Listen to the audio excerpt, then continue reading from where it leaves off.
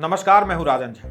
बिहार में voter list revision प्रक्रिया को रोकने के लिए लालू पुत्र तेजस्वी और सोनिया पुत्र राहुल गांधी ने एड़ी चोटी का दम लगा दिया था, परंतु सुप्रीम कोर्ट ने चुनाव आयोग की वोटर लिस्ट रिवीजन प्रक्रिया को रोकने से इनकार कर दिया है। सुप्रीम कोर्ट ने याचिकाकर्ताओं के इस दावे को सिरे से खारिज कर दिया कि चुनाव आयोग यह प्रक्रिया नहीं कर सकता और उसके पास यह अधिकार नहीं है। सुनवाई के दौरान सुप्रीम कोर्ट ने कहा कि वोटर लिस्ट का रिवीजन करना चुनाव आयोग का संवैधानिक अधिकार है और कोर्ट ने इस पूरी प्रक्रिया के खिलाफ कोई भी अंतरिम रोक लगाने से मना कर दिया।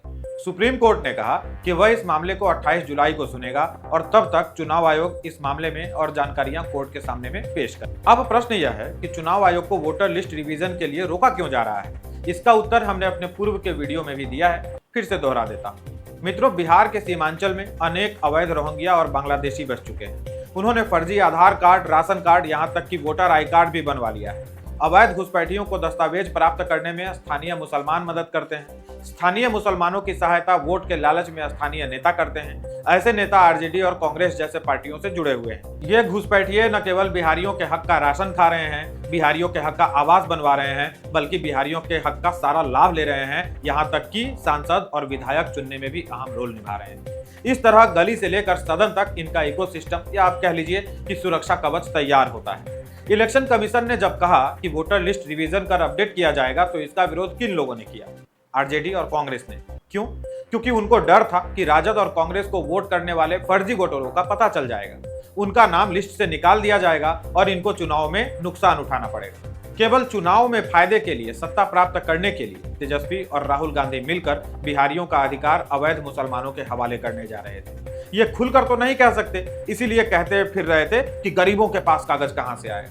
प्रमाण पत्र होने का अमीरी और गरीबी से कोई मतलब नहीं। असल में ये कहना चाह रहे थे कि अवैध घुसपैठियों के पास कागज कहां से आएगा। वो जोर दे रहे थे कि मनरेगा को, आधार को या किसी अन्य प्रमाण पत्र को के जरिए सत्यापन कर लिया जाए। सबसे ज्यादा जोर इनका आधार पर था और उसके पीछे भी एक बड़ा कारण है। मित्रों, 10 जुलाई को जब सुप्रीम कोर्ट इस पर सुनवाई कर रहा था, तभी मीडिया में एक रिपोर्ट प्रकाशित होती है। रिपोर्ट है कि बिहार के 4 जिलों में आबादी से ज्यादा आधार कार्ड बनाए गए हैं। और वो 4 जिले कौन से हैं? किशनगंज, अररिया, कटिहार और पूर्णिया, जिसे सीमांचल कहा जाता है, जो मुस्लिम बहुल होने के साथ साथ बॉर्डर से सटे हुए इलाके हैं। आधिकारिक आंकड़ों के अनुसार किशनगंज की आबादी 20,26,541 है, लेकिन यहाँ 21,31,172 आधार कार्ड बनाए जा चुके हैं। मतलब यहाँ आबादी से 1 लाख अधिक आधार कार्ड बनाए गए। किशनगंज में मुस्लिमों की आबादी 68% है। यहाँ आधार सेचुरेशन 126% है, यानी कि यहाँ 100 लोगों पर 126 आधार कार्ड जारी हुए हैं। ऐसा ही हाल कटिहार का है। यहाँ की मुस्लिम आबादी 44% है। यहाँ का आधार सेचुरेशन 123% है। मतलब इस जिले में भी 100 लोगों पर 123 आधार कार्ड बनाए गए हैं। अररिया में मुस्लिमों की आबादी 43% है। यहाँ का आधार सेचुरेशन 123%। यहाँ भी 100 लोगों पर 123 आधार कार्ड बनाए गए हैं। पूर्णिया में भी मुस्लिमों की आबादी 38% है, लेकिन यहाँ आधार सेचुरेशन 121% है। ये आंकड़े बतलाते हैं कि इन जिलों में आबादी से ज्यादा आधार कार्ड बनाए गए हैं और संख्या इतनी अधिक है कि आसानी से चुनावी फैसले बदले जा सकते हैं। मित्रों, मामूली रिश्वत खिलाकर कोई भी आदमी फर्जी आधार सेंटरों से अपना आधार कार्ड बनवा सकता है। किशनगंज जिले के जियापोखर थाना क्षेत्र के गिलहबाड़ी गांव का रहने वाला अशरफुल बांग्लादेशियों और रोहिंग्याओं को भारतीय दस्तावेज उपलब्ध कराकर आधार कार्ड बनवा रहा था। पुलिस ने उसे गिरफ्तार कर लिया।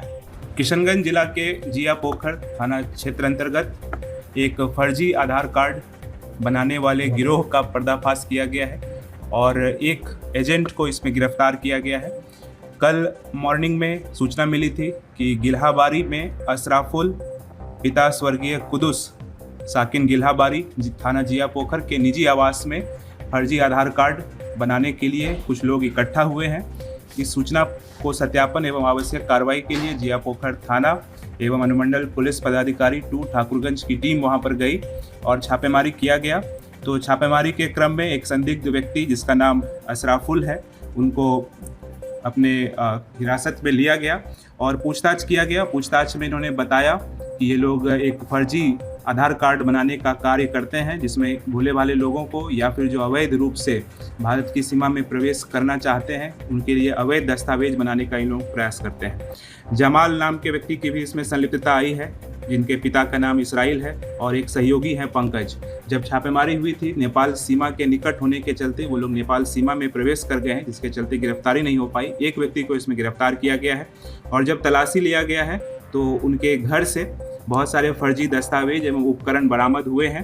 पुलिस ने उसके पास से कई फर्जी Aadhaar card, laptop, printer, scanner, retina scanner machine, Nepali SIM card, दस्तावेज बनाने से जुड़ा पूरा सेटअप बरामद कर लिया है। पुलिस को जमाल और पंकज नाम के लोगों की तलाश है। साथ ही पूरे नेटवर्क को खंगाला जा रहा है कि और इसमें ये जो फर्जी आधार का धंधा है या फर्जी दस्तावेज बनाने का धंधा है, इसमें और कौन कौन से लोग शामिल है पता लगाया जा रहा है। पुलिस इस पर काम कर रही है। अब आप ही बतलाइए, ऐसे में वोटर लिस्ट रिवीजन हो या ना हो, क्या आप चाहेंगे कि आपके अधिकार बाहरी मुसलमानों को दे दिए जाएं, या क्या आप चाहेंगे कि आपका विधायक कौन हो या फैसला आप न लेकर एक बांग्लादेशी और रोहिंग्या अपने उम्मा के लोगों के साथ मिलकर ले और आप अपने ही बिहार में दोयम दर्जे के नागरिक बनकर रह जाएं?